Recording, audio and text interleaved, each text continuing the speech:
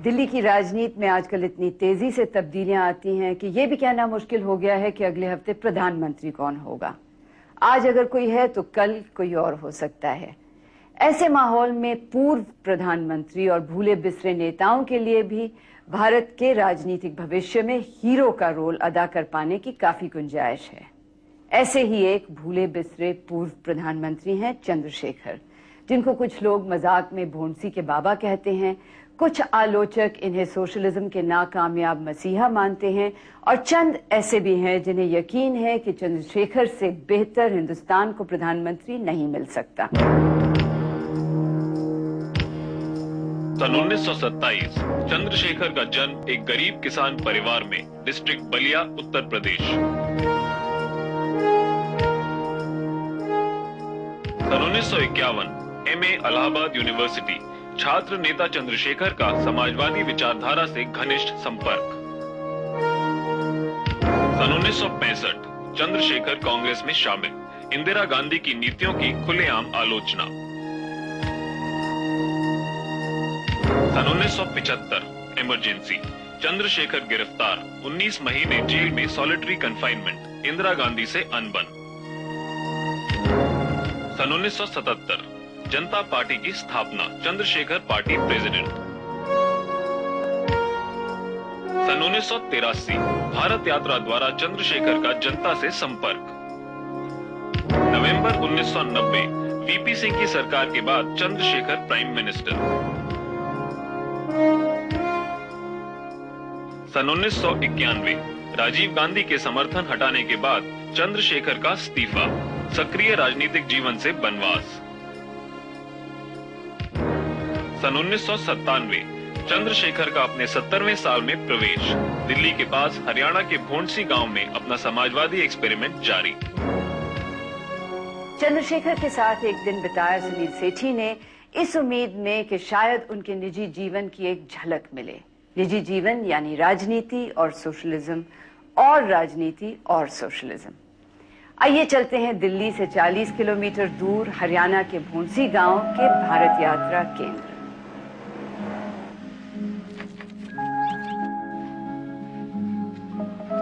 Good morning sir. Chandrashekhar अब भी पुराने किस्म की समाजवाद में पूरा विश्वास रखते हैं, लेकिन रहते हैं पुराने राजा महाराजाओं की तरह। नहीं, अब लोगों के कहने का जवाब देना तो मेरा कोई धर्म है नहीं, और न उससे मेरे ऊपर कोई असर पड़ता है। सही बात बताऊं, क्योंकि भारत देश में एक प्रवृत्ति बन गई है कि हम दूसरे को नीचा दिखा के अपने ऊंचा बन जाएंगे। इससे कोई भला काम न देश का होने वाला है न किसी व्यक्ति का होने वाला है। जैसे दिल्ली से कुल 40 किलोमीटर दूर ये जगह है। अखबार के लोग और आप लोग जो मीडिया के लोग हों, ये प्रचार कर रहे हो पिछले 12-14 वर्ष से। एक आदमी ने ये जाकर के रजिस्ट्रार के ऑफिस में देखने की कोशिश नहीं की कि एक व्यक्तिगत संपत्ति है कि ट्रस्ट की संपत्ति है, और उस ट्रस्ट के नियम के अंदर केवल सामाजिक कार्यों के लिए ही इसका इस्तेमाल हो सकता है। इसको अगर हम बेचना चाहेंगे तो पुनः ये जमीन गांव वालों के पास चली जाएगी। मगर आपको ये नहीं लगता कि अगर यही काम और यही परिवर्तन जो आप कोशिश कर रहे हैं लाने की, आपने किसी बहुत गरीब या पिछड़े इलाके बिहार में जैसे किया होता तो उसका शायद ज्यादा फायदा होता? नहीं, ऐसा नहीं है। ये इलाका भी जैसा आप लोग दिल्ली है, इसने इतना पिछड़ा हुआ इलाका है, आप लोगों को कोई अनुमान नहीं है इस बात का। यही हमें दिक्कत होती है कि दिल्ली में बैठे हुए हम लोगों की दृष्टि इतनी धूमिल हो गई है। इसीलिए मैं आपसे कहता हूँ कि हम देश बनाने चले हैं बिना देश को समझे हुए। देश बनाने की मुश्किल तो चंद्रशेखर ने बयान कर दी, मगर भोंडसी के इस एक्सपेरिमेंटल स्वर्ग को बनाना भी कुछ आसान नहीं था। यहाँ कोई आदमी आने को तैयार नहीं था। आदमी माने मजदूर नहीं आने को तैयार था। एक आदमी मौलाना साहब मिल गए सड़क पर, हमारे लड़कों को ले आए, उनको सब कहे कहते हैं यहाँ काम करेंगे। उनसे मैंने पूछा, अब तो हाजी हो गए कि मौलाना यहाँ काम करोगे? कहा कि हाँ काम करेंगे। वो आदमी 9 वर्षों से यहाँ पर काम कर रहा है। मैंने उनके लिए घर बना दिया है यहाँ पर, अपने परिवार के साथ रहते हैं, मजदूरों को लाते हैं। मंदिर बनाने से लेकर के सड़क बनाने का सारा काम उन्होंने किया है। इन्हीं पहाड़ों में के पत्थर को इकट्ठा करके 4.5 किलोमीटर लंबी उन्होंने एक दीवार बनाई। वो वो सारे लोग जो गरीबी का बिना अनुभव किए हुए किताबों में गरीबी पढ़ करके गरीबी मिटाने की बात करते रहे, उन्होंने कोई ऐसा कदम नहीं उठाया जिससे गरीब की जिंदगी में एक नई आशा आ सके। तो क्या सोशलिज्म के माने यही है कि आम जनता अपना जीवन झोंपड़ियों और टूटे कच्चे मकानों में गुजारे और हमारे समाजवादी नेता राजाओं की तरह रहें? मुझे बहुत ज्यादा फायदा हुआ है, भोंडसी के लोगों को कम फायदा हुआ है, यही कहलाना चाहते हैं। नहीं, अगर आप ये कहते हैं, देखिए फायदे के लिए नहीं है। मनुष्य रचनात्मक काम करता है तो उसका तुरंत फायदा किसको होता है किसको नहीं होता है।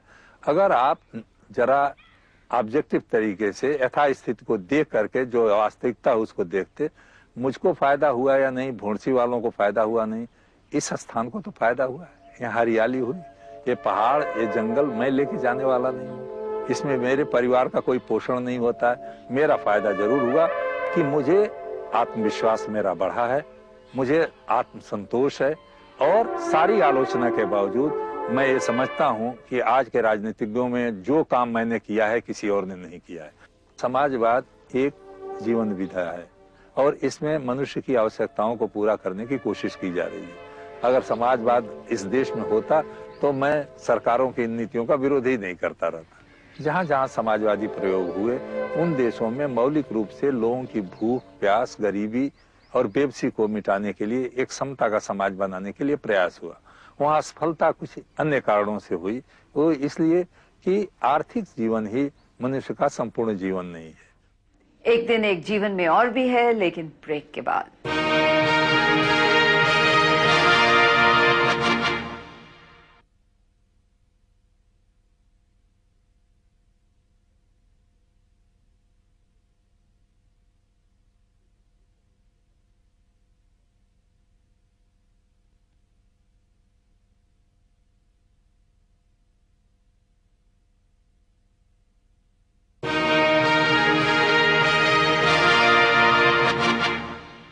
उन्नीस 1983 में जब आपने एकता यात्रा खत्म करी तो ये जो यात्रा ट्रस्ट बने और ये जगह संभाली और इसका कायाकल्प बदल दिया आपने, मगर इसका मकसद क्या? नहीं, हम लोग 6 महीने तक करीब चले थे, 6 महीना 20-25 दिन। तो उसमें बहुत से लोगों से बातें हुई और हम लोगों ने अपनी आंखों से देखा कि लोगों की समस्याएं क्या हैं। उन समस्याओं को देख करके हम लोग कुछ नतीजे पर पहुंचे और हमने ये समझा कि 5 चीजें ऐसी हैं जिनकी ऊपर ज्यादा ध्यान देने की जरूरत है इस देश में, अगर हम कोई विकास का काम करना चाहते हैं। एक तो पीने के पानी का प्रबंध करना, दूसरा हमने फैसला किया कि माल न्यूट्रिशन को कम, कुपोषण को खत्म करने के लिए आदमी अपने द्वारा क्या कर सकता है। तीसरे प्रारंभिक शिक्षा, एलिमेंट्री एजुकेशन का। चौथा हमने कहा कि बीमार पड़े तो कम से कम दवा की एक टिकिया उसको मिले, कोई न कोई प्रारंभिक स्वास्थ्य सेवाएं उसको मिले। फिर उसके सामने एक ही और बात रह जाती है जो उसके रास्ते में अड़ंगा डालती है, वो ये है कि जाति और धर्म के नाम पर आदमी में अंतर न किया जाए। तो हमने ये कहा कि इन 5 सवालों पर इस देश में जागृति पैदा करने की जरूरत है। चंद्रशेखर दिल्ली से बाहर अपने खूबसूरत बाग बगीचों के बीच रहते हुए भी दिल्ली की राजनीति से दूर नहीं है। पॉलिटिक्स उनके जीवन का मुकम्मल हिस्सा अब भी है, लेकिन आजकल की पॉलिटिक्स से वो खुश नहीं है। दिल्ली में जो राजनीति हो रही है वो केवल सत्ता को ग्रहण करने का एक हथियार बन करके रह गई है और उसके लिए मनुष्य की समस्याओं से राजनीति नहीं जुड़ी है, उसके जज्बातों से जुड़ी हुई है। जाति का नारा दो, धर्म का नारा दो। तो इस राजनीति में मैं सच बताऊं आपको कि मेरी कोई दिलचस्पी नहीं, लेकिन राजनीतिक सवालों पर मैं सोचता नहीं रहा हूं, अपनी बात नहीं कहता हूं। ये नहीं, जब कोई सवाल उठे चाहे संसद में हो चाहे संसद के बाहर, मैं अपनी बात कह देता हूं। लेकिन चूंकि सारा समाज या सारी राजनीति एक दिशा में जा रही है तो वही दिशा मैं भी अपना लूं, इतना आत्मबल तो मुझ में है कि वो मैं नहीं करने वाला हूं। नेतृत्व की सबसे बड़ी कमजोरी आज इस बात की है कि इस नेतृत्व ने अपना आत्मविश्वास खो दिया है, और जो नेतृत्व अपना आत्मविश्वास खो देता है वो जनता में आत्मविश्वास नहीं जगा सकता। अगर चंद्रशेखर आजकल की पॉलिटिक्स से दुखी हैं, तो वो भारत में जो पिछले 5 वर्षों में आर्थिक तब्दीलियां आई हैं उनसे और भी ज्यादा परेशान हैं। वो इन नीतियों को गलत मानते हैं।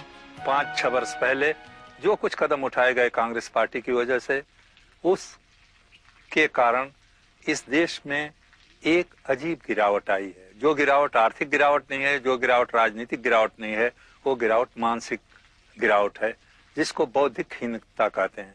हीन भावग्रस्त ये सरकार के नेता ये नहीं समझते कि जब लोगों का मनोबल गिर जाएगा तो दुनिया की बाहरी ताकतें चाहे उनको जितना भी मदद दें, उससे देश नहीं बनने वाला। चंद्रशेखर का मानना है कि भारत में पिछले 5 वर्ष में हुई आर्थिक तब्दीलियां वर्ल्ड बैंक और IMF जैसी विदेशी संस्थाओं के कहने पे हुई।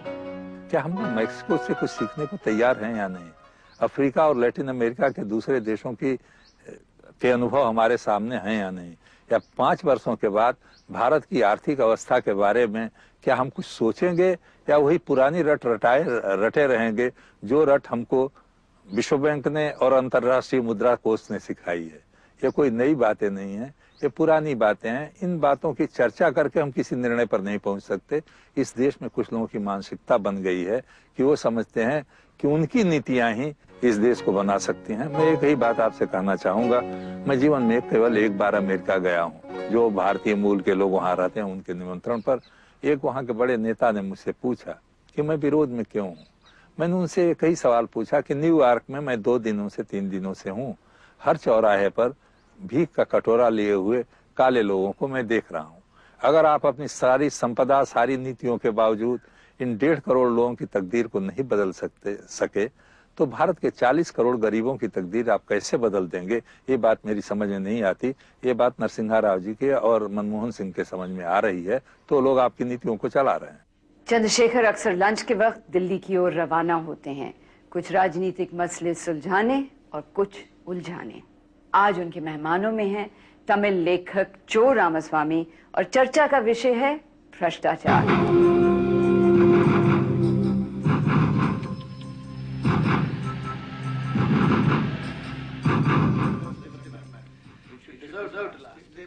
One case which is going to be very strong against Jayalalitha, according to all reports, is her getting $3 lakhs from somebody in US. The prosecution is right, but the imprisonment is wrong. Why should there be imprisonment before a trial? Chandra Swami was unfairly kept in jail, and this was said by the Supreme Court. Because Supreme Court asked the CBI, can you cite one case where in 420 anybody has been refused bail? And they said no. This was the only case and the first case in this country, in this century. Chandrashekhar की politics का एक और पहलू अजीब सा है। जब उन्होंने राष्ट्रीय स्तर की राजनीति में कदम रखा तो उनको यंग टर्क्स में गिना जाता था, लेकिन आजकल अगर उनकी सबसे बड़ी कमजोरी है तो वो ये कि उनके साथ नौजवान राजनीतिज्ञ नहीं जुड़े हैं। उनको पुराने किस्म के नेताओं में गिना जाता है, बावजूद इसके कि उन्हीं की वजह से इंदिरा गांधी ने कई इनकलाबी कदम किसी जमाने में उठाए। बैंकों का नेशनलाइजेशन और राजा महाराजाओं का खात्मा उन्हीं की देन मानी जाती है। यंग टर्क्स के लीडर होने के नाते उनकी राष्ट्रीय स्तर की राजनीति में इतनी अहमियत थी कि इंदिरा गांधी को अगर कोई चैलेंज कर सकता था तो चंद्रशेखर थे। मैंने उस समय पत्र जयप्रकाश जी को लिखा, एक पत्र इंदिरा जी को लिखा, और उन पत्रों में मैंने लिखा, जयप्रकाश जी को मैंने लिखा कि आपके आंदोलन के साथ जो लोग हैं उनको संपूर्ण क्रांति से कोई लेना देना नहीं है। वो किसी तरह सत्ता में आना चाहते हैं। इंदिरा गांधी के विरोध में आपकी जो क्षमता है उसका इस्तेमाल कर रहे हैं। इससे समाज कोई बदले